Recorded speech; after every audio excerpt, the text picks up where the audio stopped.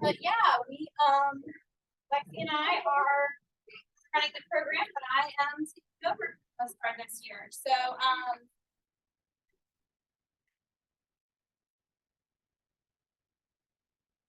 you're gonna have to click, Really? Click on the.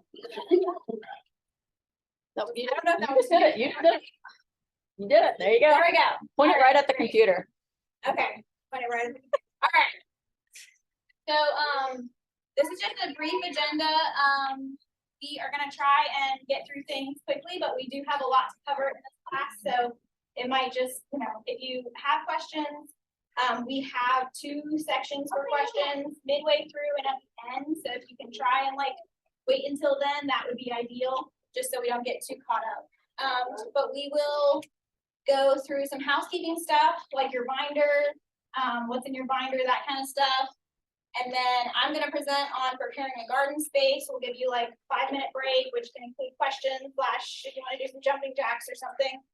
And then Lex is going to talk about planning for your garden. So, a little bit about Build It Up. We started this, well, I wasn't there, but Lexi started this program in 2012. And then in 2014, we got grant funding from this organization called Grow Appalachia. They are based out of Berea, Kentucky, and they now fund places all over Appalachia. So since then, we have grown our program. So we are averaging 40 to 50 families. This year we have 60 families. So really awesome.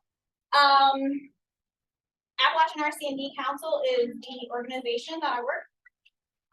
It is the nonprofit that houses the program, as well as we have a lot of other agricultural programs, some of which are the farmer training program called Field School, which I run.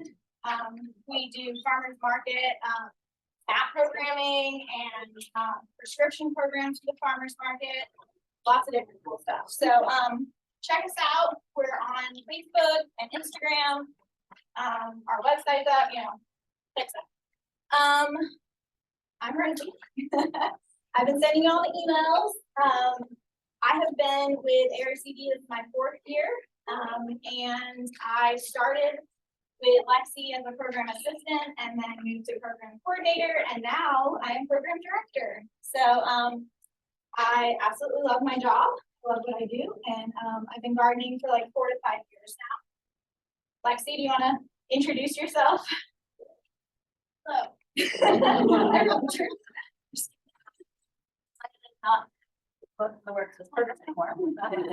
Rosie has been working very hard on stuff this year, so I'm very excited that she is in charge. This is my 11th year doing stuff with Build It Up, which is really exciting. My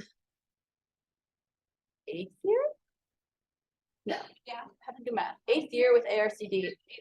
So Build It Up started before we moved houses into Appalachian RC&D Council.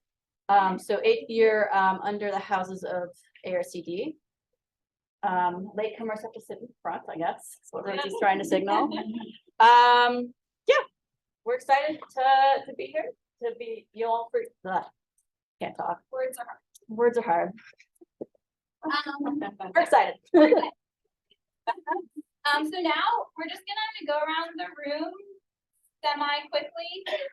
Tell us your name, where you live, and your favorite thing to grow or eat. So I'll demonstrate. I'm Rosie. I live in Johnson City, and my favorite thing to grow is probably cantaloupe and or different varieties of green. Okay, I'm Mary Ann. We live between Johnson City and Jonesboro, and probably our favorite thing is tomatoes. I'm Joanna, and we live in Johnson City, and my favorite thing to eat, because I haven't really grown much, is watermelon. Okay, I'm Jules, and I'm in Lisbon, and I love tomatoes. Okay, I'm Heather. I live in Johnson City, and I also love tomatoes.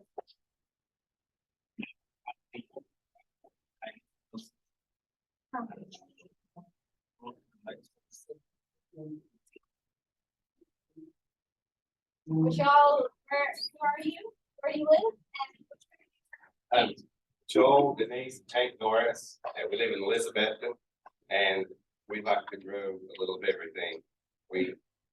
Especially, what was your favorite thing last year? Carrots. Joe, Coney Heights, and corn.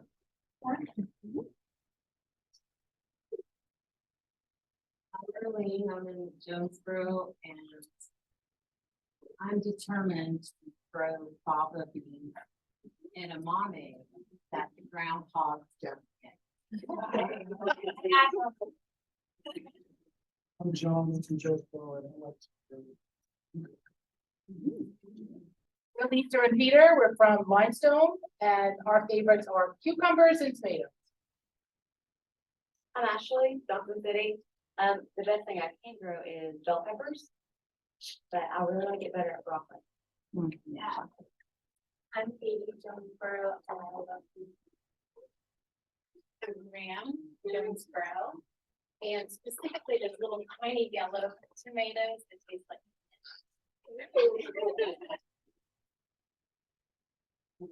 I'm Julie, this is Gregory, the only thing I grow is tomatoes, so. They're favorites. I'm Mariah, that's my dad, Mike, live in Elizabethton, and we've only really grown tomatoes, cucumbers, and peppers. It's Christina, I'm from Jonesboro, and I enjoy beef. Hi, I'm Holly, this is Letty, and we're growing flowers. We don't actually grow anything to eat yet. Okay.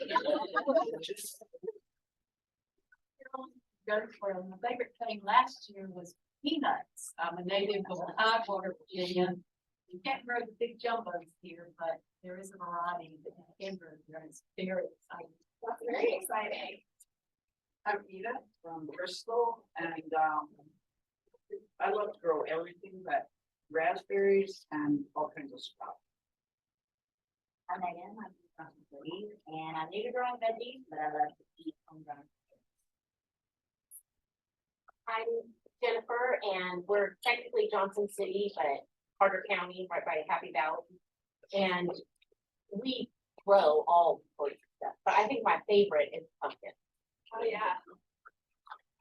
I'm Luna, I live in Johnson City, and I would like to learn to successfully grow onions and garlic. I love to eat onions and garlic, but I've never been able to get them to grow. I'm Bethany, Johnson City. Last year, I loved the birdseed okra. Yeah. I'm Kat, Jonesboro, we're having to guess some tomatoes and watermelons.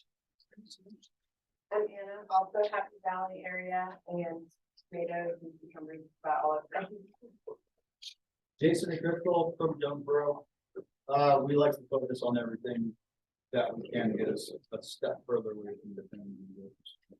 Nice. I'm Danny, I'm from Gray.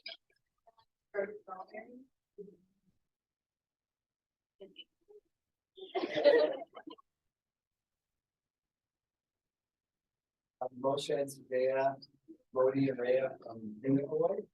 We do all kinds of stuff. Potatoes.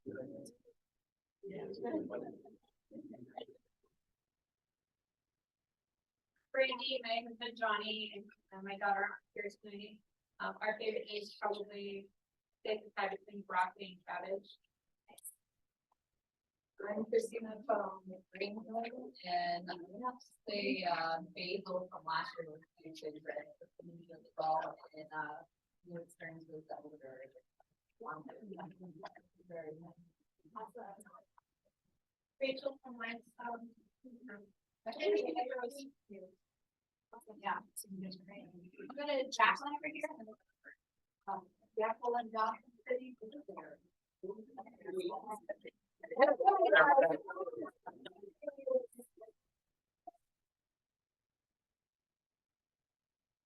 Go back here. City, Johnson City.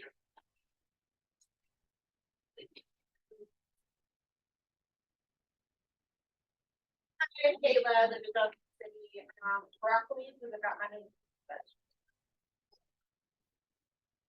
Kristen, I'm Johnson City. This is Caitlin, my daughter. My favorite thing to grow is corn and wood. We are Jill and Raymond Sulfur, we established the raspberries and love, tomatoes, murder sauce. And then Jim and Darla, you wanna introduce yourself, location and favorite thing to grow? Yeah. Bro, no idea. Perfect.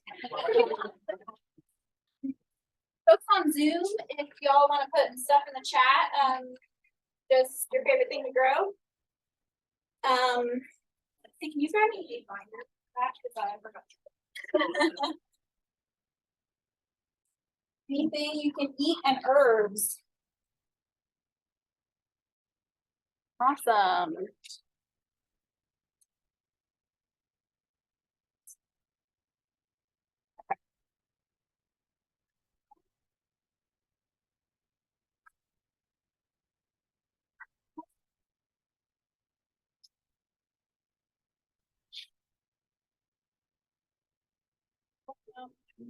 I changed. All right.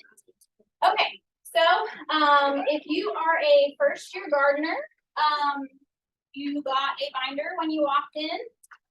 If you are a second or third year gardener, I emailed you stuff and or maybe printed stuff for you. Oh, Rachel, I have your.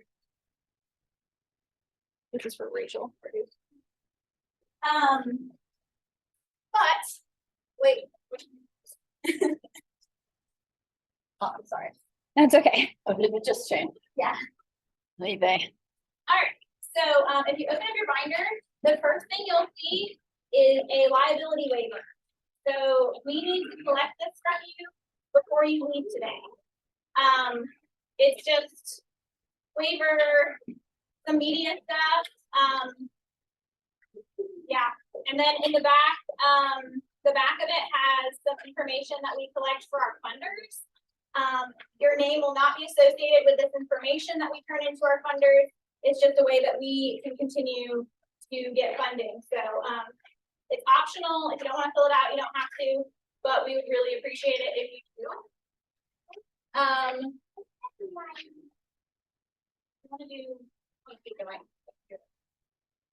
So just make sure that you don't leave with that today. Please turn it into us. We just need it for the program. After the liability waiver is your workshop schedule. So this is dates, times, and topics of every workshop we have this year. But it will be on the first Monday of every month, except for July, which is when we go and do all of y'all's garden visits, where I come to your garden, which is really fun. And then in September, we'll skip that first Monday because of Labor Day, and it'll be the next. But all that information here.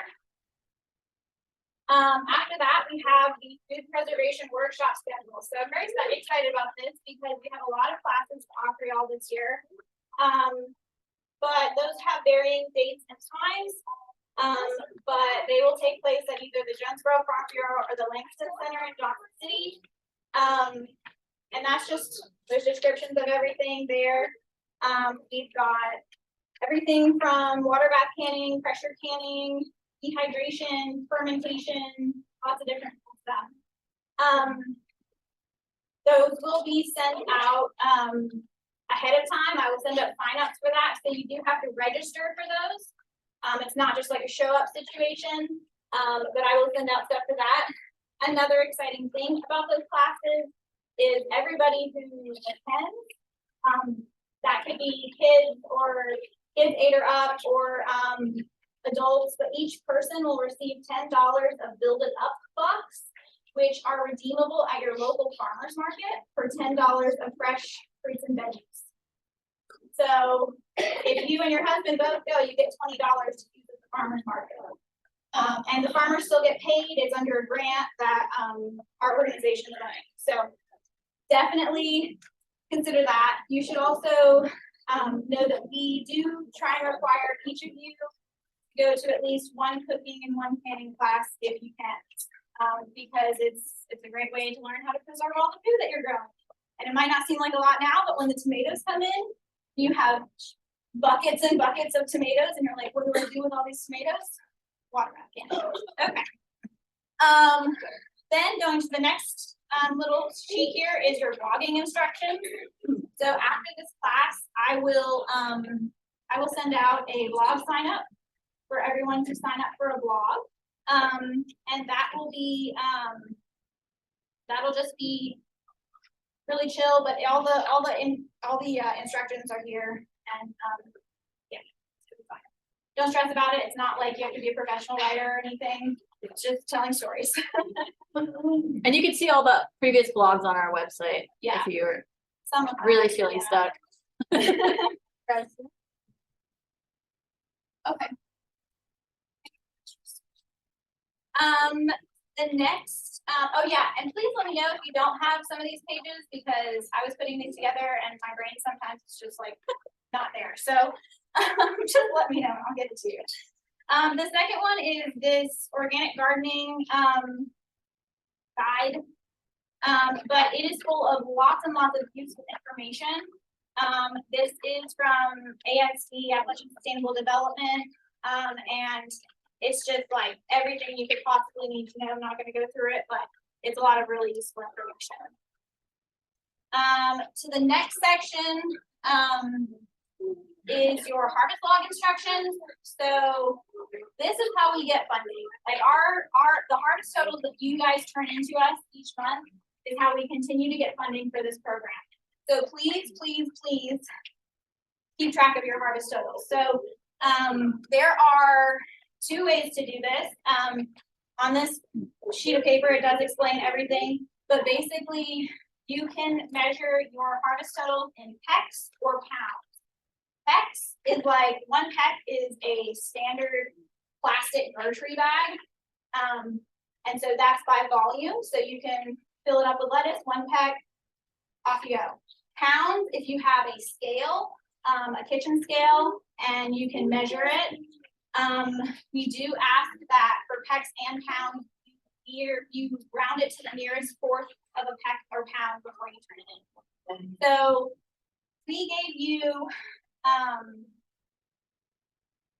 a harvest log.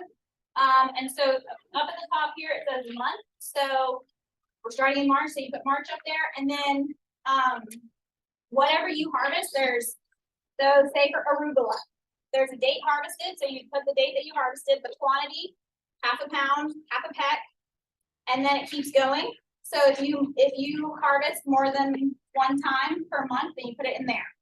So this has like lots and lots of sheets for that. I think like 8 months maybe. And then behind that is your monthly harvest total. So monthly harvest total page is what you're going to turn into me every week. So you'll go through your harvest logs and you'll total them up. And then whatever that end number for arugula is, say I harvested 3 days of arugula, 1/2 pound each. Then at the end of the month, total it up, put for April or May or whatever, 1.5 pounds of arugula on this sheet. And then that's what she'll turn into me at the end of the month. I will ask for harvest totals at the end of each month. There are dates for that on the back of your harvest log instructions, but they might change based on whatever. So I will send you email reminders for all of your harvest totals. Any questions on harvest totals? We also have a video on the difference on pecks and pounds, which we'll send out. And the pecks is totally Grow Appalachia. They're our funder. Like we report to them in pecks. So even if you report to us in pounds, we have to convert it into pecks. So, but we don't care either way as long as you just turn it in. Yeah. So it's not us being weird about these peck things. Yeah, It's- they're it's like they report, when they go out to people, they say in pounds. So. Anyways,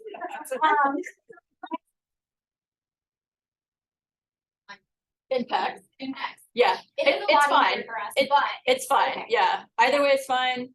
But a peck really is just a grocery bag. It's 2 gallons by volume. So if you have a 5-gallon bucket or a 2-gallon bucket, you can kind of measure things out that way, but really just a standard grocery shopping bag, little plastic ones, that's a peck. So you can just kind of eyeball it. And I should also mention, just like when you're harvesting and say like you eat a handful of tomatoes or peas or whatever, that's totally okay. But if you don't know like exactly how much you harvested, just estimate. Like that's great for us. We just want an estimate of what you grew if you don't have like exact things. Because again, our harvest total give us something. So yeah. And then so then the next section, we've got all of our crops that we're offering this year. So this includes all of our plants and seeds. You'll see the type, the variety, whether it's a plant or seed. Some of them might say both if we're offering plant and seed. Some notes. So these are some things that Lexi and I have just like written down, whether maybe we like the variety or we just like, you know, we want to put a little something about it. And then the difficulty level, how easy or hard is it to grow in our opinion, and then the days to maturity. So that's just something for y'all to look at.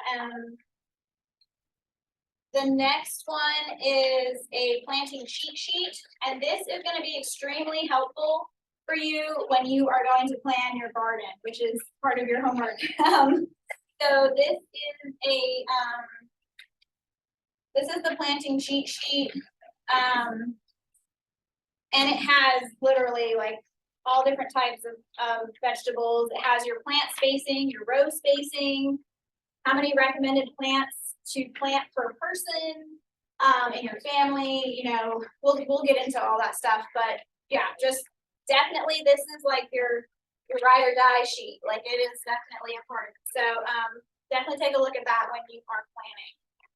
After that is just a planting log. So anytime that you plant something and you want to document it, this is especially good for like when you're planning for yield and all that stuff. And you just put what you planted, what date, quantity, all that stuff. And then the next section is just a blank calendar for you to use. This is great for just anything really, anything you want to use it for. And then the last section is I included Lexi's 2022 garden plan and 2023 garden plan. If I had my stuff together, I would have included mine, but I didn't. So, but yeah, so that's just if you want to see what she's been doing the past couple of years and how easy it is to make a garden plan. It does not have to be this really in-depth thing. You can just slap it on some graph paper, slap it on Excel, whatever, and you're good to go.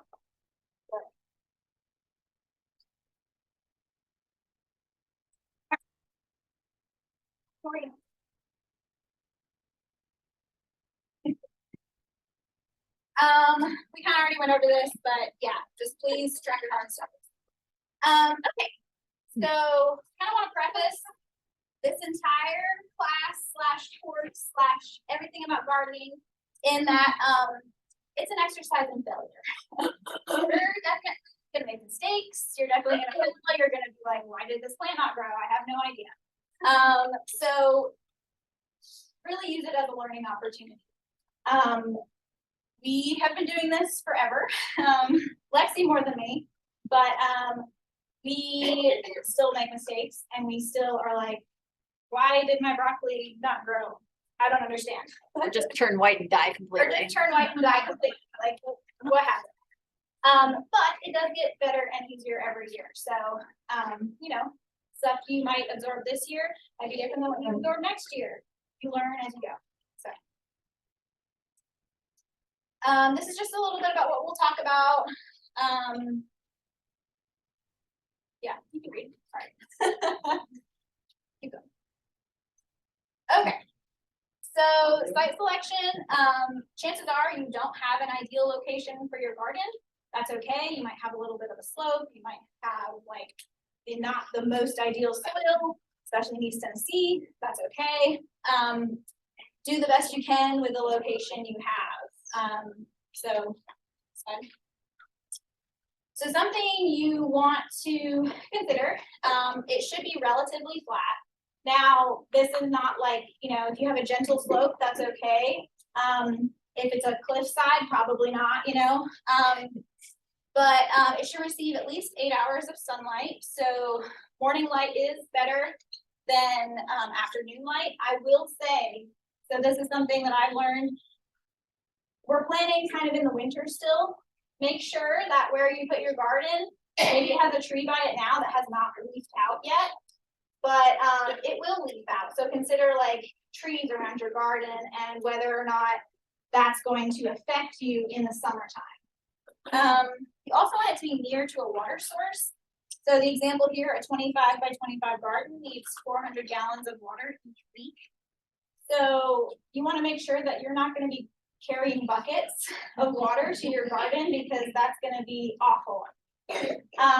Make sure that you are either close to like a hookup from your house or you have like an extension for your hose.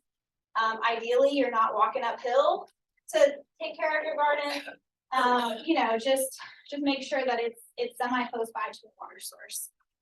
And then also that a shovel goes down at least a foot before hitting something. Especially like the rocky soil and stuff, especially if we're gonna be tilling. That could be a problem for our tiller. And it could be a problem for you because if you're taking out lots and lots of rocks from where you're at, that's gonna be a pain as well. And then something to look for in your yard, if you're not sure if it's sunny enough, is there moss growing? Because moss indicates shade, a lot of shade, acidic soil, and poor drainage. And those are all things that are detrimental for your garden. And if moss is growing, then that spot is not getting enough sunlight. And your garden is going to need sunlight, especially the vegetables that you're growing. You also want to make sure it's not in a flood zone. So you can check this by visiting it after a heavy rain and making sure that there's not standing water. And then you also want to avoid your septic drain field. So I don't actually know, I guess. You can call it county Yeah. if you aren't sure, or if you're renting a landlord. But that's, you know, human products that are draining out into your yard, so. So definitely good to stay away. It's okay for like fruit trees and stuff, but not your vegetable garden. Yeah, I think you can call maybe like the health department or your county. Yeah. All that, yeah. But definitely make sure that that's not an issue, because obviously don't want that. Another thing is to don't place it near trees. Obviously, we talked about the shade issue already, but also trees' roots really expand. So they can sometimes be to like the end of The drip line. thank you. Or even farther. So you want to make sure that, you know, you're not tilling into roots and vegetables can grow, that kind of thing. They are also super greedy and they'll take water and nutrients from your garden. And so that's just like an extra step that don't want to deal with. Also black walnut trees, they will produce a toxin that will kill or stunt your plants, specifically like tomatoes and peppers are very susceptible. I actually have 2 black walnuts in my backyard. And so I just haven't planted anything back there because like we said, the tree roots go far and just don't want to take the chance. Now this is for in-ground gardens. If you are kind of outside of the, whatchamacallit? Drip line. Thank you. My brain. You might be okay, but again, like just check, you know, what kind of crops you're growing. And you know, off the top of your head, what grows okay. You can Google it. Yeah. If you have a lot of black walnuts and you want to put something under them, I wouldn't put your vegetable garden anywhere near a walnut tree, but there are plenty of plants that will grow under a walnut. Some edible ones too. If you're very curious, you can just Google what grows under a black walnut. And also keep in mind that trees grow. Yeah. So like your garden may not be under the drip line of a tree right now, but if it's close to the trees, they will eventually grow into that area. So just keep that in mind. Okay, so prepping for tilling, we are a little behind on that because our tiller has had issues that we've had to fix, and we're currently in the process of fixing some of those things, and we're not quite sure how long that's going to take. We're hoping that it'll be fixed semi soon. But that being said, if you have access to a tiller and, you know, or you have a neighbor or a friend that can till your plot, please reach out to them first, because like I said, we have like 60 families in the program this year. And if you want to start planting sooner rather than later, it's probably best to go there first. And also, if you're an expert on small engine repair, please contact me after Yeah. the work. That'd be good. Something involving a differential cable. I don't know about, but sure, yeah. We'll get it fixed. But, so if you don't have any of those things, you're still definitely gonna come out and till. I would say, make sure to mark out like how big you want your garden, all that stuff. We actually, our tiller guy last year said that it's actually better to just cut your grass as short as possible. Before he comes out to till, instead of smothering your grass with dark tarps. But it's different, like if you have had it tarped for like a month or two, that's probably okay. But if you haven't tarped it at all, I would just plan to like cut it really short. And our tilling guy will call or text you before he comes out, at least like a day before or something, I don't really know. But he'll contact you. But then also you'll want to add compost or manure to the spot before we till, especially because, I mean, most soil has not been amended. And we've got East Tennessee clay soil, so you'll need some good organic matter in there. Make sure that you're getting it from a trusted source that's not spraying, especially with animals. You're getting manure, they can sometimes eat spray things and it'll digest, and then they'll be in their poop, and then they will, it will kill your garden. So that pesticide, herbicide use, it can kill a garden plants for up to like 3 to 5 years. So you really want to make sure that, you know. If you are not sure, if you're getting a new source of manure specifically, you can take a sacrificial plant. Tomatoes are particularly susceptible to it. So put it on a sacrificial plant first and see if it survives, because I've definitely seen it. I've seen it out there. Someone, you know, switched to hay source and they were spraying, I think it's Grazon is one of the brand names, but it's for broadleaf herbicides in a hay field or pasture. So the animal, it's persistent, at least 5 years. Yeah. And then if you put it on your garden, it's dead basically for those. You'll have to find a new spot. Yeah, so compost from like vegetable and leaf sources is safest, but again, really Yeah. check, because that's not something. And also, if you do want tilling, please sign up. Yeah. Because as soon as the tiller is fixed, I ordered the parts today. So as soon as it's fixed, my husband is going to be out tilling. So he really wants everyone signed up so he can just get going. And I will say, it is weather permitting as well, so generally the ground needs to be dry for 2 to 3 days before we can come out and till. So you might be a little bit longer if it rains again, so just FYI.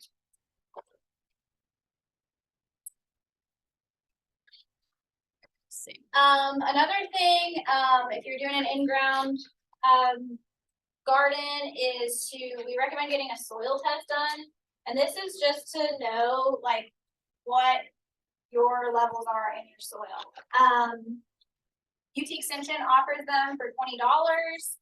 So you can call your local extension agent and get a soil test done. It's by county, so whatever county you live in. And generally, you need to take like 8 to 10 samples from the top 6 inches of soil, and then mix them together. Let it dry. It needs to dry out completely before you send the sample in. And then they'll give you like a box or a bag to put it in, and then you'll take it back in and they'll send it off for testing. We can help if, go ahead. They'll also test your compost, because we've sent our worm casting in. Right. Yeah. Good point. Yeah. You know. So, they'll also test compost, which is awesome. They need that done as well. And then if you need help, interpreting your soil test, we can also help with that. So just let us know if that's something you guys. Alright, so once you get your tilling done and you're all set to start preparing your garden, you'll want to consider your rows. So we recommend that your rows run east to west, facing like if you want your bed facing south, rows running east to west, ideally. That way that you can see, yeah, here.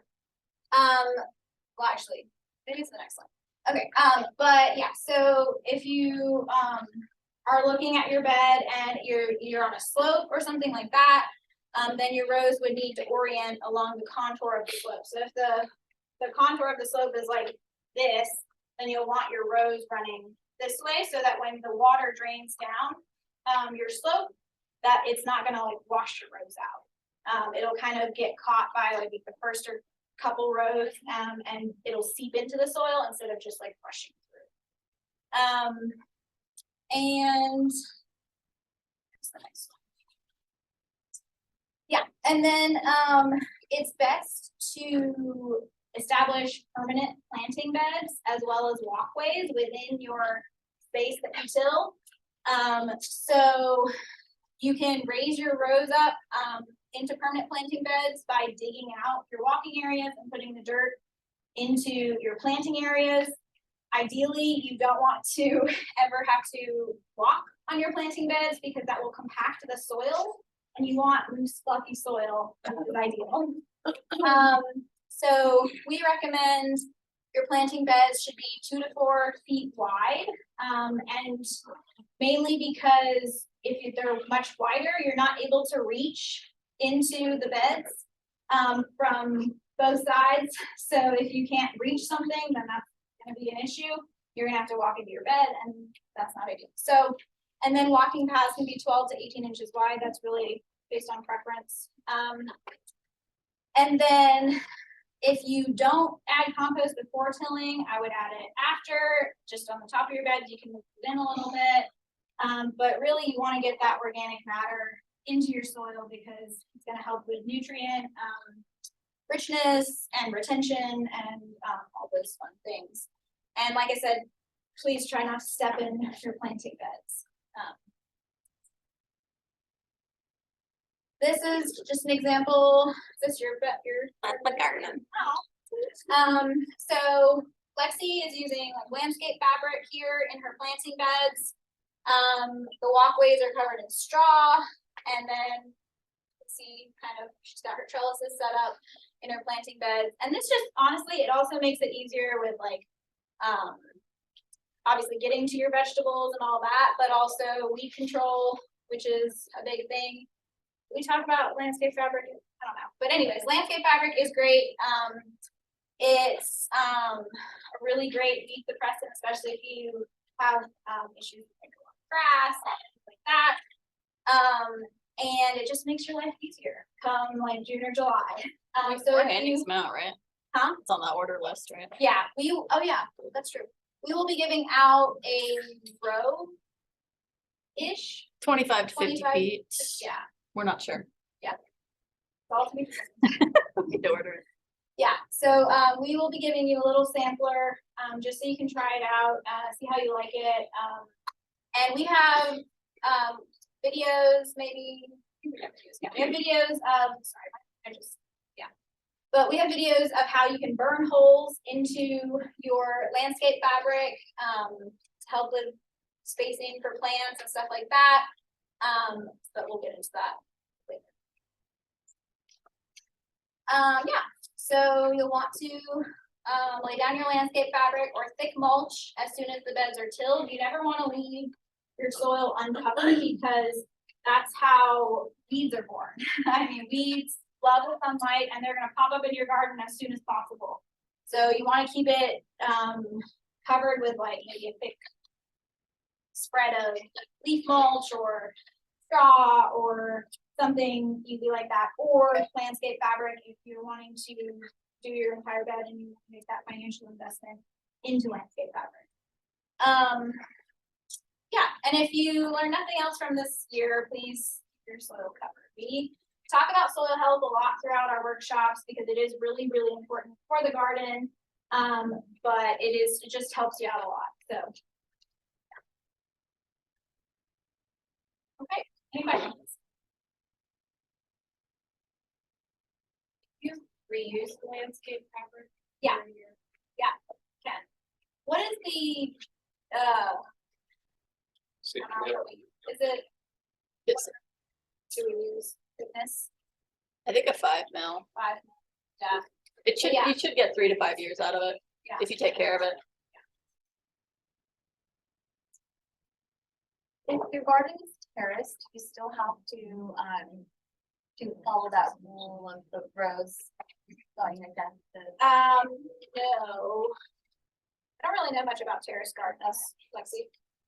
It's actually terraced right now. You're not thinking about doing it. It's not terraced yet. Okay. Okay. It's We- just like, it's not that much of a. We can slope. talk more Okay. if you want. Yeah. I need help, yeah. Lexi, how big is your garden? I think it's like 23 by 28. That's what it wound up being, yeah. Plus there's 2 raised beds. Couple of things. That place to get mulch, because that place on Jonesboro closed, I think. And when can we get a soil test as soon as possible? I would get a soil test as soon as possible. It just depends on how quickly they ship it in, but it could take like a week or 2 weeks to get that back. And then, for mulch or compost, we recommend either Superior Mulch in Bluntville. They have a Boo mix, which is great, as well as a topsoil mix that is really great. That's where I filled my raised beds this year with a topsoil and Boo mixture. And then Hoffman's Composting in Johnson City also does a pretty good job. And both of those places, I think you can get by the scoop or by the truck bed or whatever. So, yeah, I would recommend those 2 places. What was the first place you said? Superior Mulch. Thank you. And can you repeat the name of the other one? Superior Mulch and then Hoffman's Composting. So I just tried to start doing those hill, but I don't know if I'm gonna delay long enough. How long is the,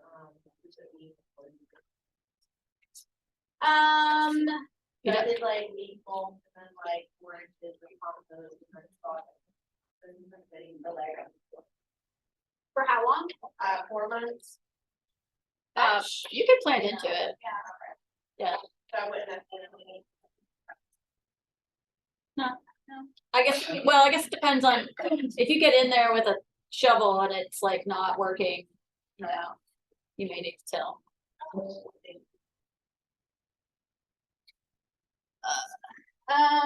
So the, compost, you don't, if, for raised beds, you'll need a lot of, you probably need, for 4 by 8, you'll probably need like a cubic yard. Approximately for each bed. For a garden, you just need about an inch, about an inch of compost to cover the whole thing. So you just gotta do a little math. I can try to figure it out. And type it into the thing. you can also email us if you have like specific questions like that and we can. Yeah. you know, Back to do that. We can way as do, well. we can do math. The at math in work. my head is not as good as the Yeah. math on my computer. So once it's tilled and then you do the soil test before all of the mulch? Yeah, you should do a soil test, before you put your compost and all that stuff in, because it'll influence the results otherwise. It won't be your true soil, it'll be what you added as well.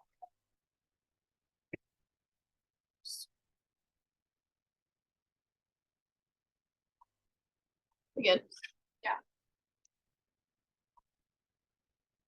Oh, this is me. See if you have any better luck. Watch it start working.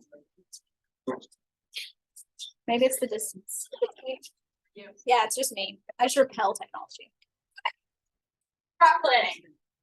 My favorite topic. So, why bother go through this whole exercise first? We really want you to do it because we're giving you a bunch of free plant seeds. And we want to make sure that you are going to actually have room in your garden for that. So we want to use our resources wisely, and make sure that you actually have the space, and wherewithal to grow it. But it also helps you know how much food you're going to be able to plan out, how much food you're going to be able to harvest, and how often you can expect to have that harvest, which can help you plan, especially if you're having a large crop of tomatoes or something that you want to can. You'll know approximately, because you did all this process, when you should be ready to harvest those plants. Good crop planning also helps with disease prevention, because you can, where stuff was planted last year, so you know that you can move to a different location within your garden, and help prevent diseases. Because just because your tomatoes grew really well in that one spot, last year, and they probably will grow okay this year, but if you go 3, 4, 5 years in that same spot, there's going to be a lot of disease buildup, especially with tomatoes, in that soil, and those tomatoes are not going to grow very well there. So one of the best things you can do is just rotate things, and you can see, as Rosie included 2 years of my garden plan, how that I'm rotating things. So you really want a good, about 3-year rotation on most things. I'll talk a little bit more about that. So this is a lot to figure out your first year. I recognize that. You may spend a lot of hours on this plan.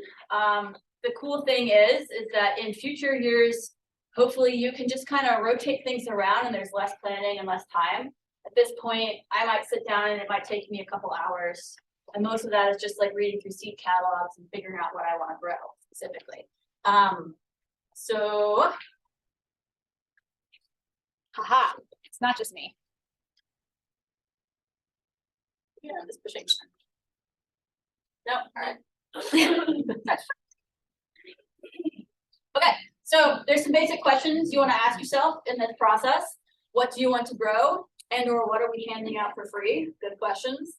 How much of each thing that you want? Your plant cheat sheet will kind of give you an estimate of how many plants per person in your family that you want to do. When are you going to plant it? Good question. Some things can be planted now in the early spring. Some are late spring. Some can't be planted until it's very hot towards the end of May. So that's something you need to think about. When can you expect to harvest it? Do you need to re-sow things periodically? Certain things like tomatoes are just going to produce tomatoes until they die of disease or frost or whatever. Other things like lettuce, you're going to harvest once. And if you want more lettuce, you're going to have a plan for planting more of it. And how much space does it need? Some things like radishes, you can fit probably 16 in a square foot, whereas like certain things like squash might need your entire yard. And your square too. So, and then where will you plant everything that you want to grow, including all of your impulse purchases? I know you people. Because we are you as well. You'll notice my sheet contains a section for impulse purchases, because it does happen. So what do you want to plant? More questions. What do you like to eat? I think I'm putting in fewer and fewer varieties of things in my garden as I go through this process, because I'm just not going to eat that kohlrabi. I want to be the kind of person that eats kohlrabi, but I'm just not. So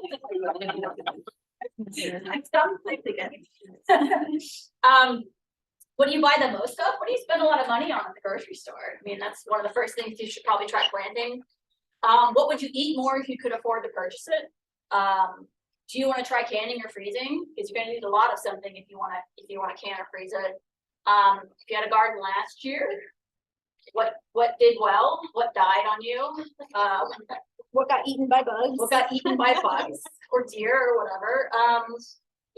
What new vegetables would you like to try? Radishes. Yeah. Oh, let's see. So how much? So these are just questions that you go through, and these slides will be available. We'll share them, and this will also be recorded. So these are all questions you can go through and ask yourself for this process. How much are you going to plant? The plant cheat sheet It has a range, like Rosie said, of different amounts of plants that you wanna put in. You know, for just 1 or 2 people, you wanna eat once or twice a week, you can go with that lower range. If you want to can or freeze, you wanna go with a higher range. Cause you know, if you only have 4 tomato plants, you're kind of waiting a week or 2 to get enough tomatoes to can, and then it's just kind of a hassle, so it's easier just to have them all kind of at once.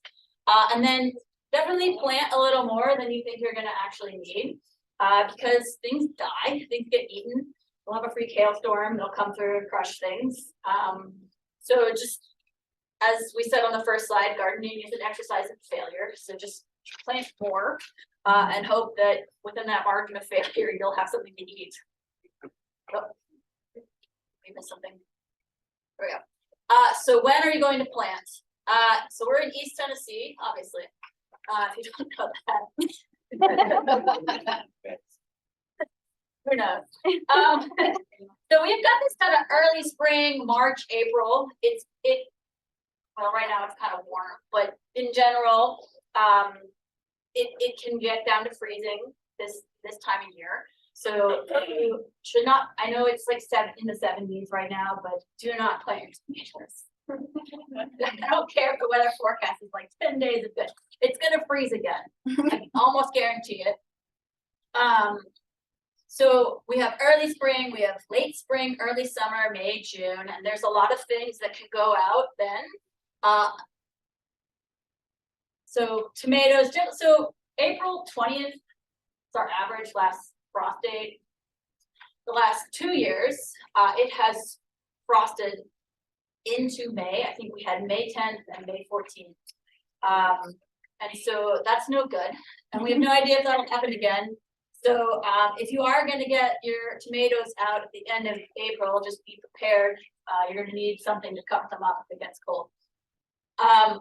Probably mid-May is safe. I would, May 1st, check your 10-day forecast. And if it looks good, we're probably gonna be pretty good on that. And then we have a late summer planting period. So August, September, we can get in fall crops. And there's a lot of stuff, again, like that early spring that's cold tolerant, that'll grow through the winter. So I'll also mention that some of our material distributions will fall kind of in those similar will fall in those similar time frames. So like at our next meeting, we'll hand out spring seeds.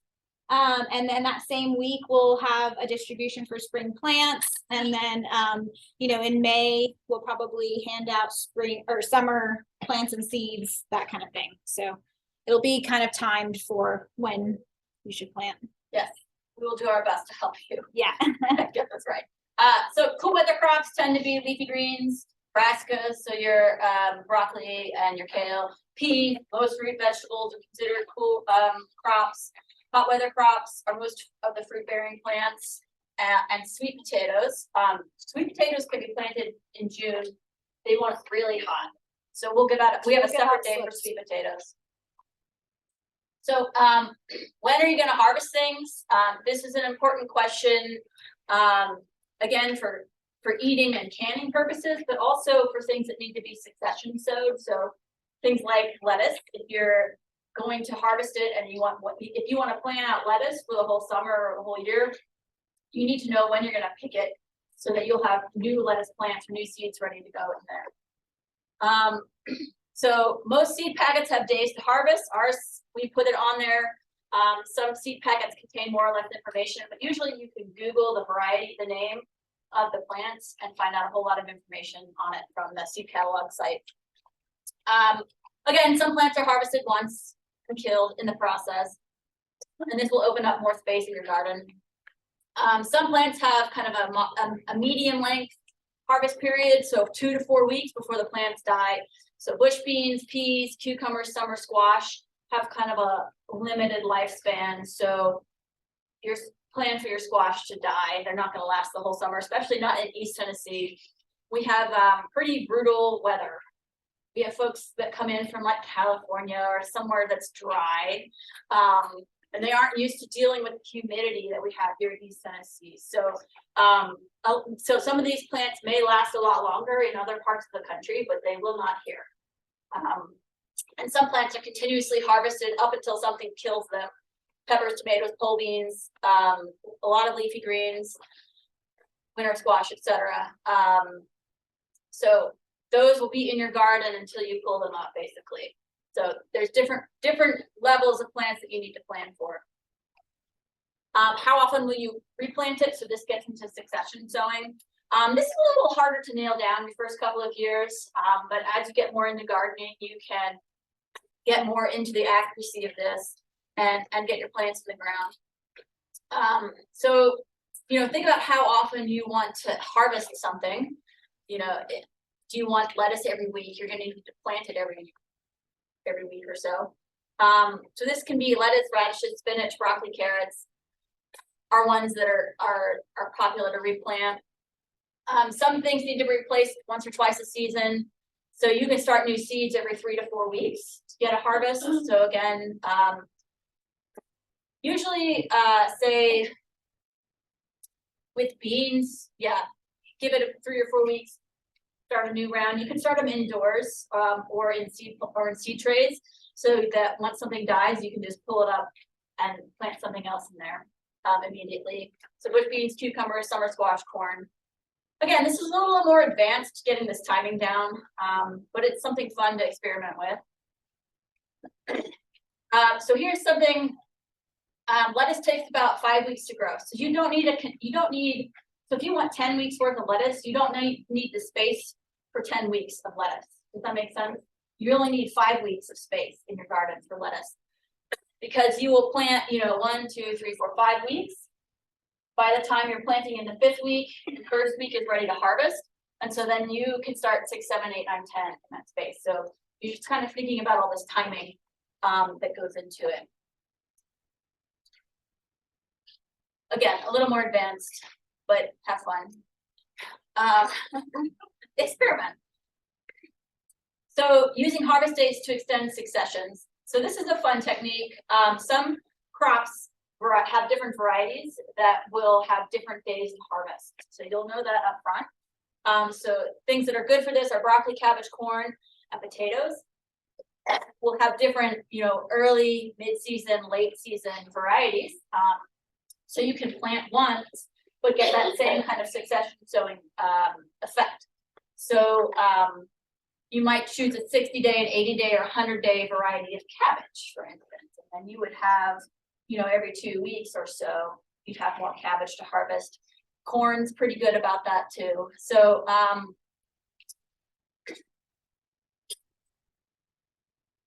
with potatoes, you can get, especially if you're looking for like new potatoes that you can dig up fresh, this works. Trying to think what I'm saying in that last sentence, and I'm not gonna worry about it. How much space does it need? This is where we gave out that graph paper. This is where you can start planning that. I go back and forth. Sometimes I start with how many I want to grow and then find space. And then sometimes I just like start drawing the map out and just figure out how much I can plant into that space, just how much space in my garden I want to devote to it. So the plant cheat sheet has a pretty good kind of rule of thumb for most stuff.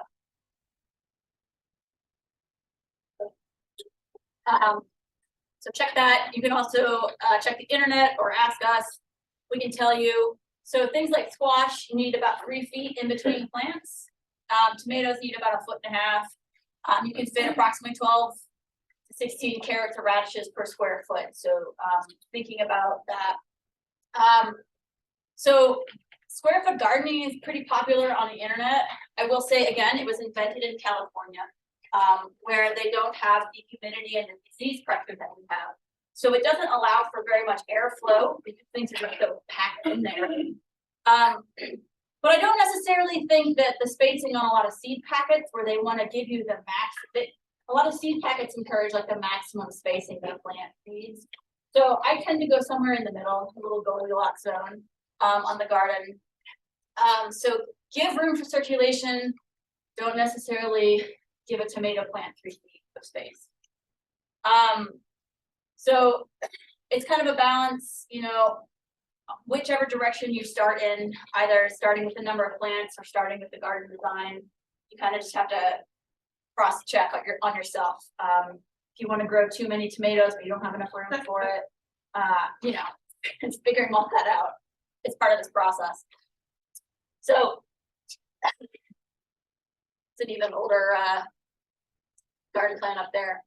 So you can draw it by hand on a, see, that's a nice one, Hank. You want to show? Yeah. You can draw it on your graph paper. You can draw, I just use an Excel file, you know, with little squares. One map may do you if you're gonna get really intensive into succession sowing or in changing it up by seasons.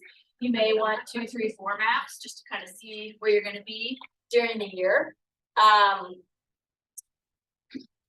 I tend, with mine, you'll see up here, I've got an area that says snap peas, and then in parentheses, I just say fall brassicas, just as a note to myself. I'm not in the mood to make multiple maps at this point. So yeah, you can see potatoes, and then I'm gonna put edamame, or this year I put edamame in after them. So, and you'll notice I do some stacking too. So I've got tomatoes running down the middle. So these beds I think are 3-ish feet. Who knows? I eyeball the digging out of these beds, so ish. But you can see there's tomatoes running down the middle. I've got herbs to the side of it. I'm stacking beans and okra here.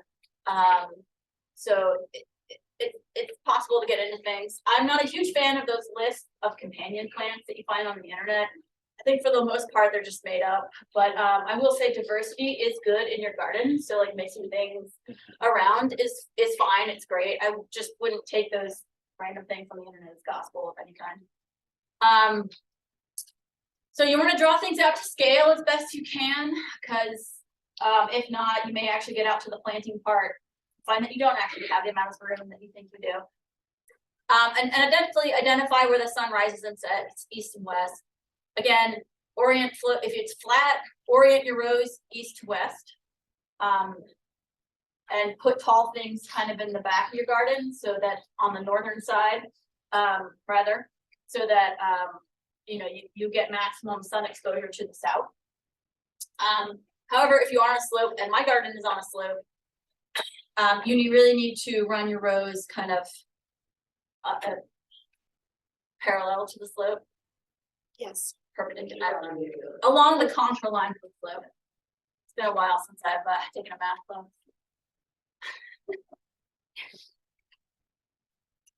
I got you.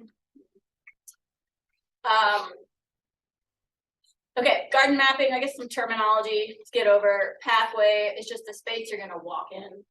The bed is the space that you're gonna plant in, but not walk in. And if you step in your planting beds, just picture me cringing. Back it up. Or Rachel does. So a row is a line of plants. You could have multiple rows in a bed. I know there's, a lot of traditional gardens, it's just one row and then a long, wide walkway and then another row and a wide walkway. So your garden is mostly walkways at that point. So I prefer to have kind of wider beds where you're putting in multiple rows of plants. And then pathways, walkways that are a little smaller.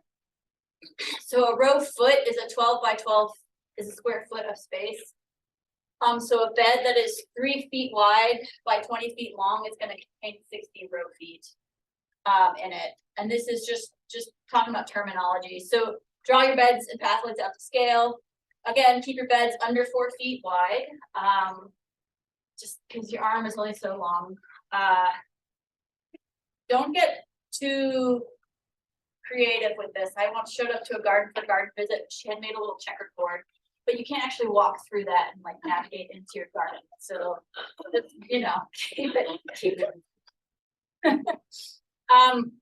And then your pathways really need to be as wide as you need them to be for you to comfortably access the garden.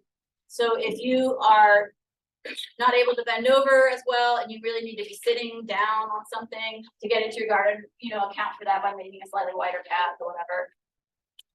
If you're very nimble, you can make a smaller path and just, you know, maximize your bed, your bed space. It's whatever, you know, make the garden functional for you in it, not some ideal of what a garden needs to look like. And definitely not a checker. So garden mapping, this does involve some math. The fun thing is that once you do it this year, probably you can just move your plants around on the map and not have to recalculate it every year. Plan for the mature size of the plants. I know when you get these little tiny seeds, it's hard to imagine that you know, microscopic little broccoli seed is gonna turn into a plant that needs 1.5 foot space. But you know, that's what we have to be thinking about. So if a tomato needs 1.5 feet per plant and you have 15 feet of space.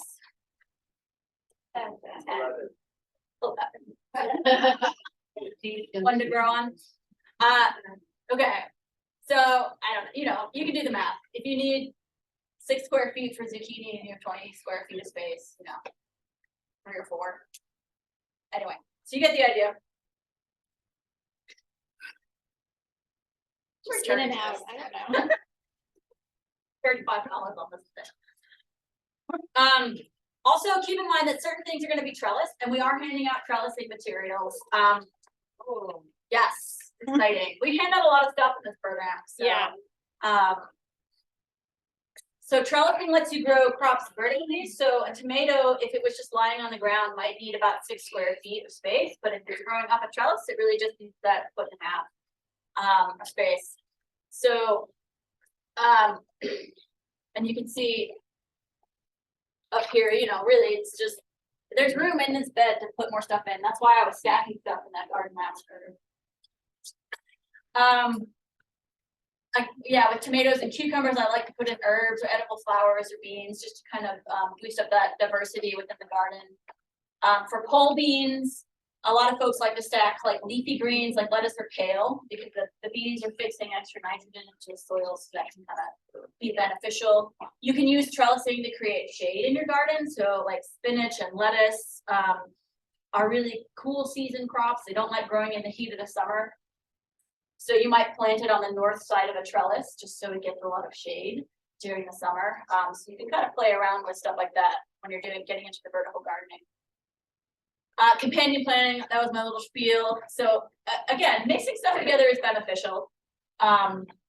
It can help confuse pests. You know, if you think about your long line of broccoli, it's just essentially a buffet to cabbage worms. You know, it's like nice convenient buffet for them to come and just eat.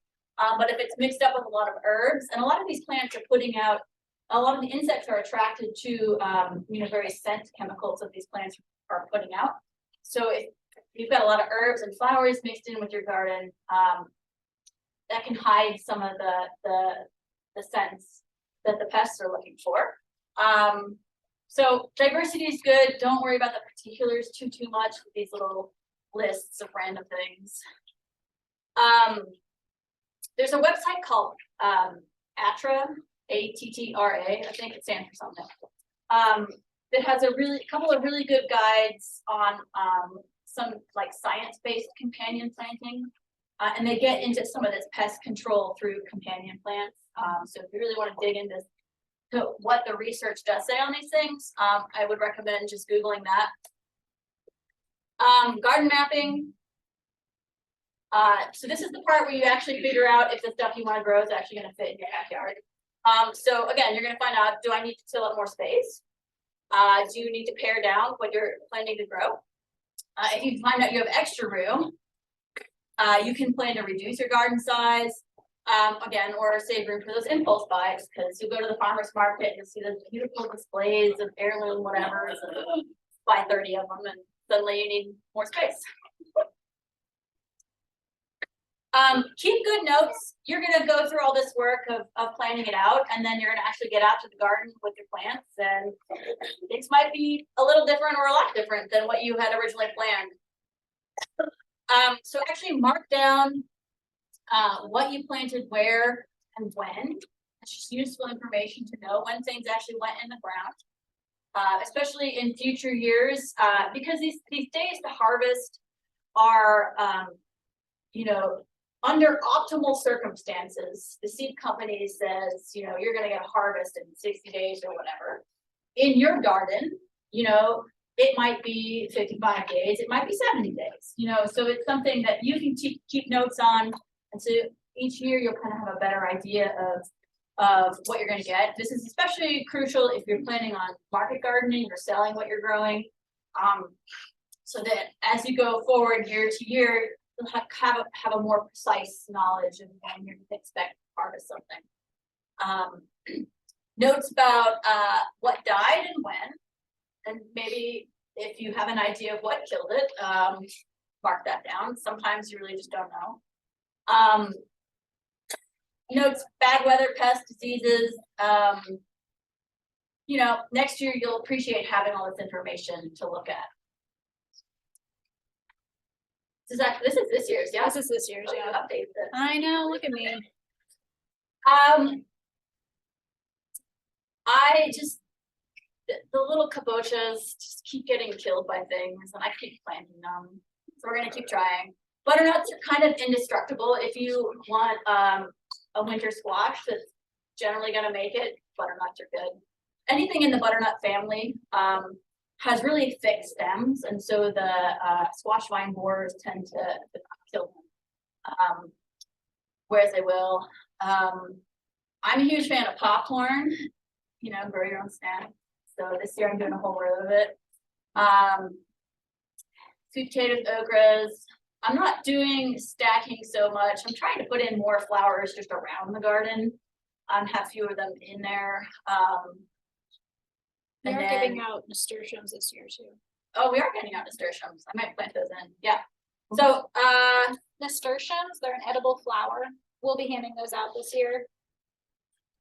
and then, so I've got the in earth garden, and then I've got a couple of raised beds. And so I tend to put like delicate things in the raised beds, but I'm also trying to rotate stuff. So sometimes random stuff just gets stuck in the raised beds. But I have more control over like the soil quality here.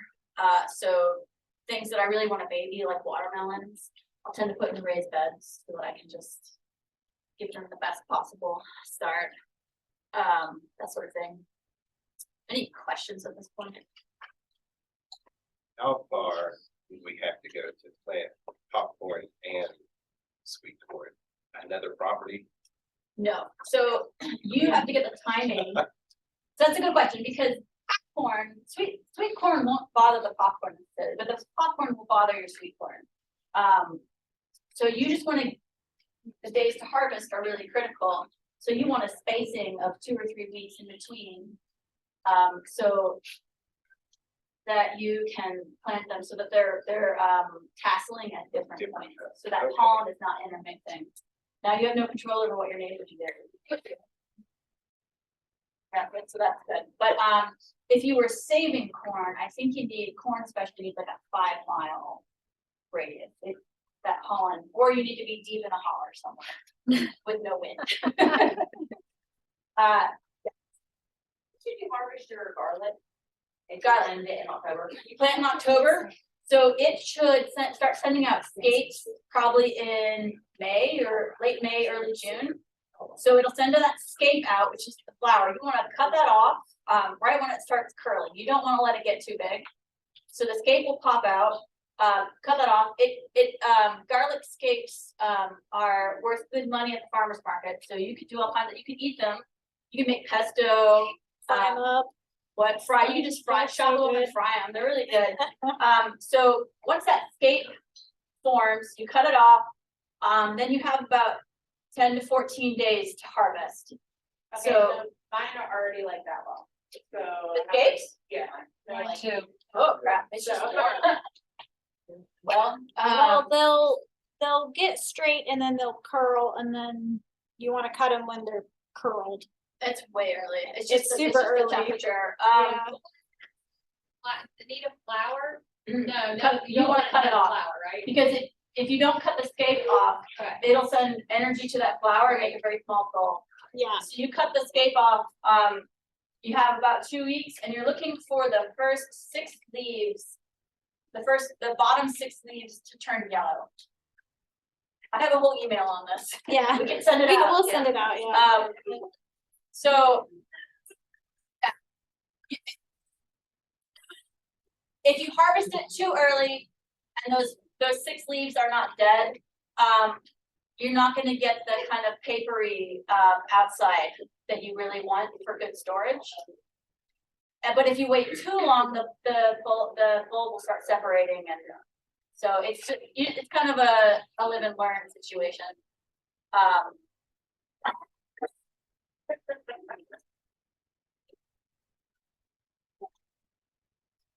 How long is her? It may be too hot. I would let manure, compost for at least a year before you're sticking it on your beds. And also, you just wanna make sure the hay, if you're buying hay, that it's not been sprayed with these persistent herbicides. Cause actually, the last time I saw this, that herbicide effect was on someone with goats who had bought hay, from someone and her garden was just lit by this stuff. Can we do any raised beds? What is, I'm not sure what that question is. I'm not sure either. Yeah. We don't fund raised beds. So if you do raise beds, you have to self-fund those. It's just Grow Appalachia doesn't give us money for those, but you're more than welcome to do raised beds. We just can't help you with the cost of them. And if you want, even if you have questions about raised beds, I prefer getting hardwood from like local lumber mills. It's a lot cheaper than trying to buy it from a big box store. Yeah. And so we have some phone numbers we can give out for local lumber mills if you don't have a contact. About rotation, can we, I think Mr. Rosie said that you can keep the same plant for even up to 2 or 3 years, the same spot, then you have to rotate?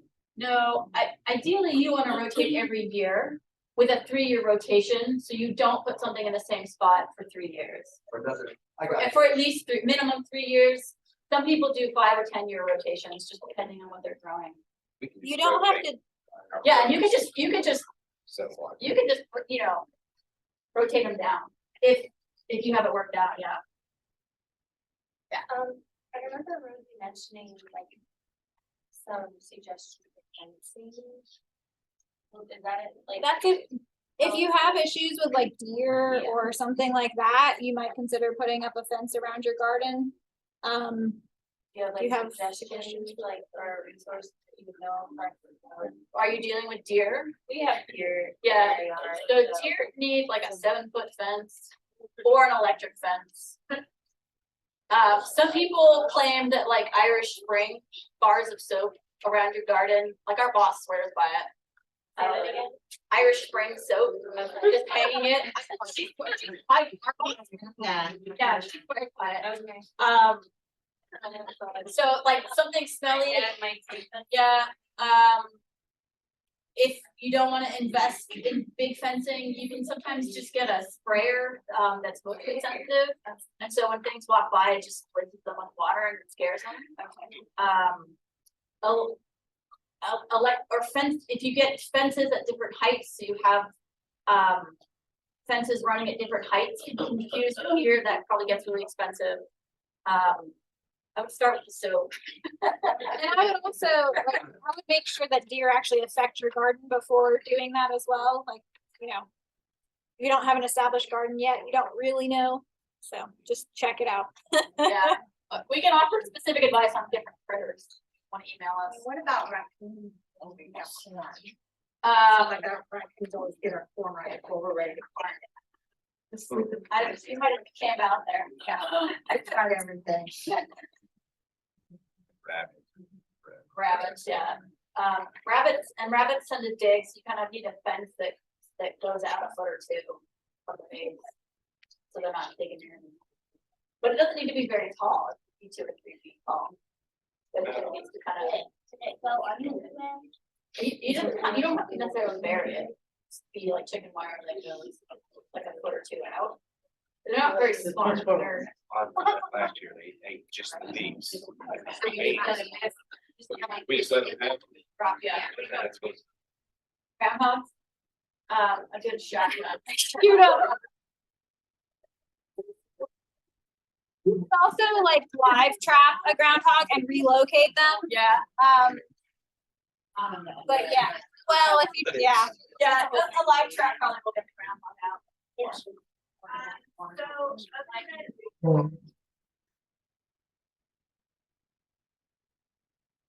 I mean, that's kind of the only thing that don't tell girl Appalachia, but that's that's the only thing that I'll round up. It's just pernicious. Smothering it for a good year is an option. It just comes through. It does. So landscape fabric, putting landscape fabric in your rows, and then putting a 3-foot barrier of landscape fabric around the whole garden. But you have to you want to eliminate the Bermuda grass first, and then put a barrier around it. And so, it's probably going to try to climb over the 3-foot wide space, but you'll be able to rip it out before it gets to the garden. And for that though, so, not taking too much time, but like, I literally just converted my whole front yard into garden. Right.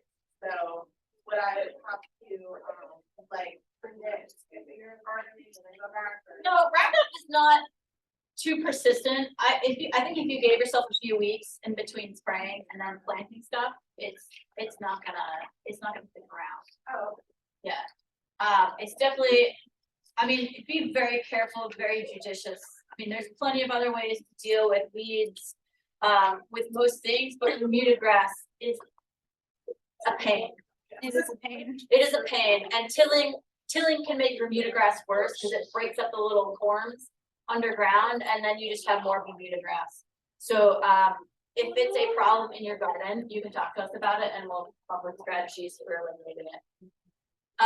Okay. I just put that up to, yeah, I didn't update the, we're not gonna be starting tilling tomorrow, but, if you could still have your tilling request in by Wednesday, that would be great, because that'll just help us plan.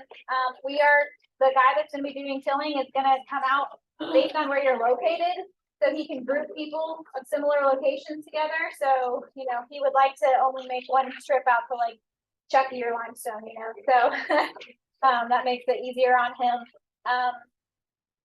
Yeah, folks on Zoom, email me for a time to pick up your binders in office, and yeah, turn in your liability waiver.